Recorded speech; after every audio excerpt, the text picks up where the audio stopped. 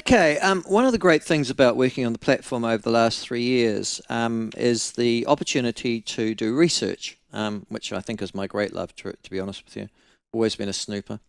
And in terms of preparing particular topics every day for, well, your enjoyment, I hope, your education, your insight, and your commentary.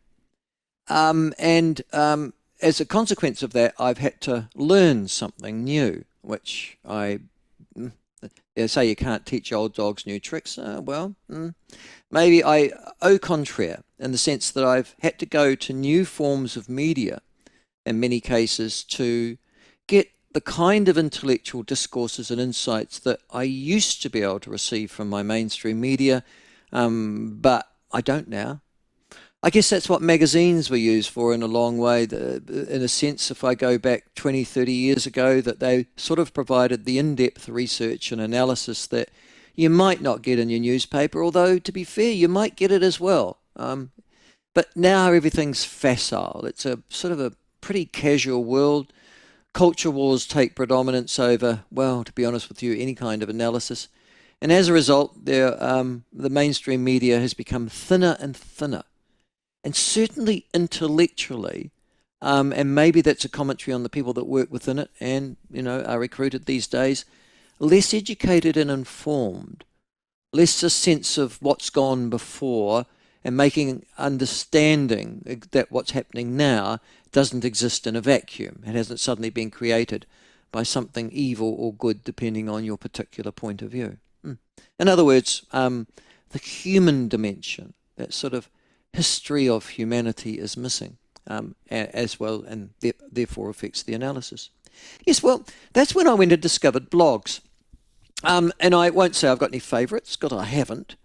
But I do like blogs in the sense that they are people who obviously feel similarly and who have decided to go and opine on various issues that they're interested in, that they have an insight into.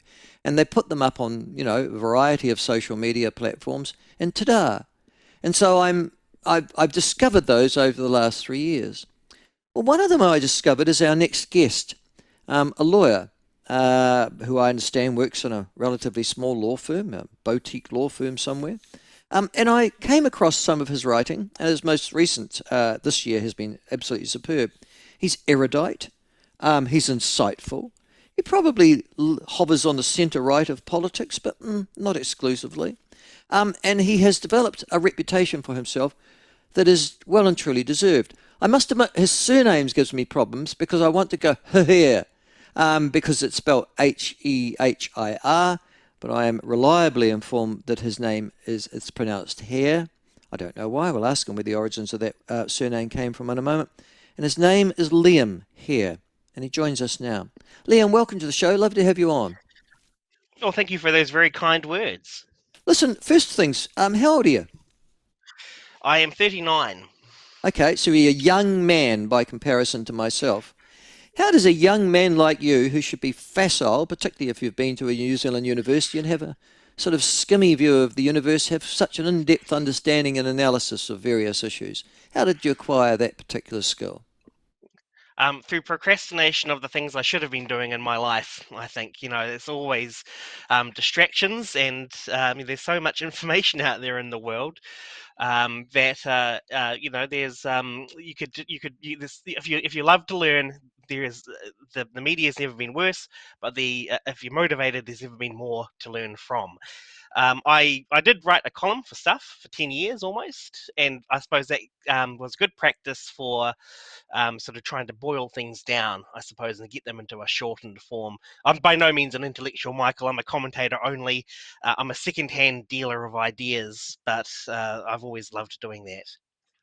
But you're an erudite and intelligent and articulate man.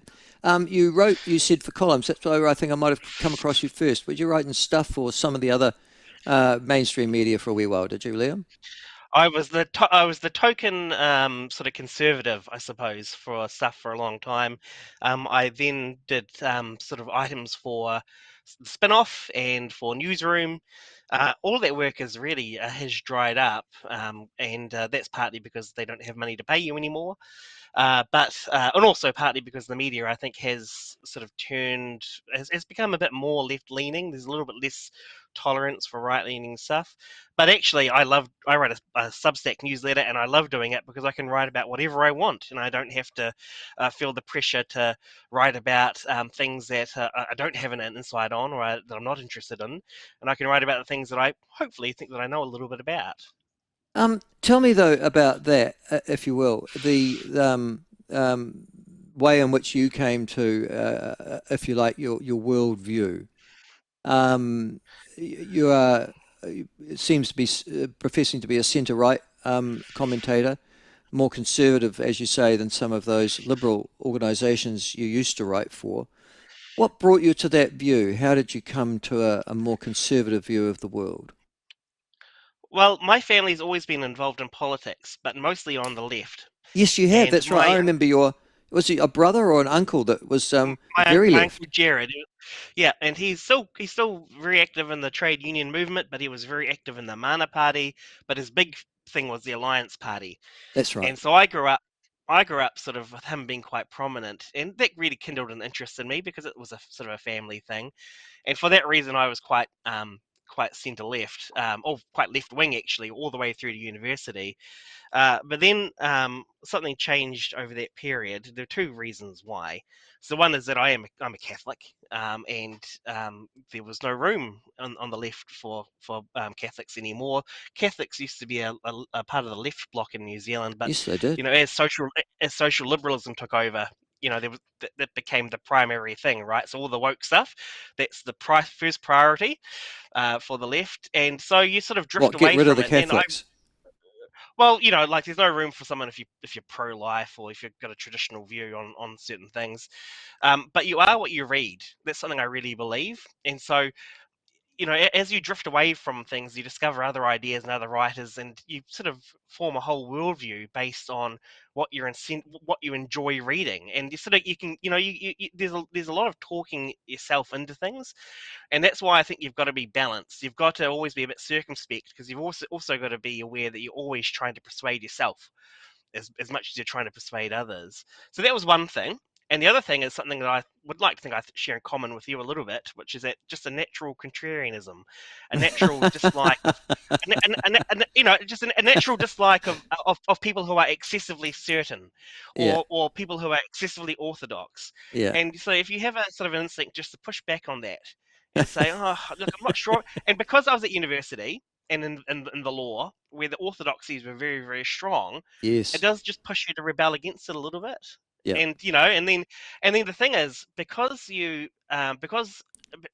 you're on the left, or if you're sort of left leaning, life is pretty easy if you as a media consumer, because everything you read just reinforces it. But if you're on the right, you've got to go out of your way to find things. You've got to be prepared to overcome common objections. So it's kind of like you've got to work your brain a little bit more, and it means that you're a bit more prepared in terms of your arguments than your opponents are. Absolutely. Listen, okay, and one might also argue just simple life experience like having a job, paying taxes, raising children. Oh, These are the look, sorts look! of I'll tell you. things. I'll tell you something. I've got 4 kids.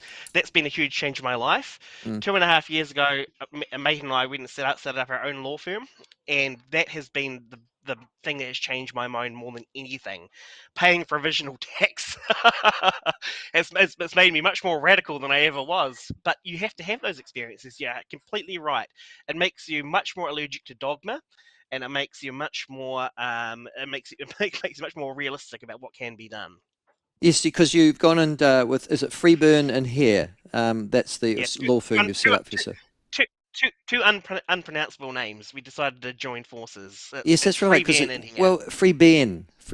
Yes, Yeah, that's Scottish, isn't it? Ben it's, Scottish. it's, it's Scottish and Irish. Yeah, so he's Scottish, I'm Irish, and Well, our names yeah. used to be Well, pronounced. before I carry on to proper topics, the surname Hehir. Where does that come from? It's Irish, from did you County say? Clare in Ireland, yeah, and it's always been a bit of a mystery, and I'm all forever having to spell my name and Yes, people yeah. double check it. but I think the original pronunciation is quite difficult. It's like or something like that. Mm. And then over time, for whatever reason, it just Yeah. took on this. And I'd love to change my grandmother's 102. She'd murder me if I changed it. But like at some point in the future, it might be an idea to sort of anglicize the name a bit further. And that's what people used to do. But no, I'm proud of my family, so I'll just suffer through the confusion. Oh, your children might, when they get married, they might decide to take their partners' names. That'll be the definite denouement. All right, mate. Listen, there's two things I want to talk about you specific. This morning, and your, I thought, outstanding commentary I've just read upon the papal conclave at the moment. And I commend you on it. It's one of the most erudite pieces I've seen from a New Zealand commentator on this for a very long time. This morning, the papal conclave has burned the black smoke, so obviously they haven't come to a particular view. Your argument, I think, was in a column that I saw you write last week, that whoever is elected out of that papal conclave really isn't going to make an awful lot of difference. Did I get that right, or am I Yeah, oversimplifying that it?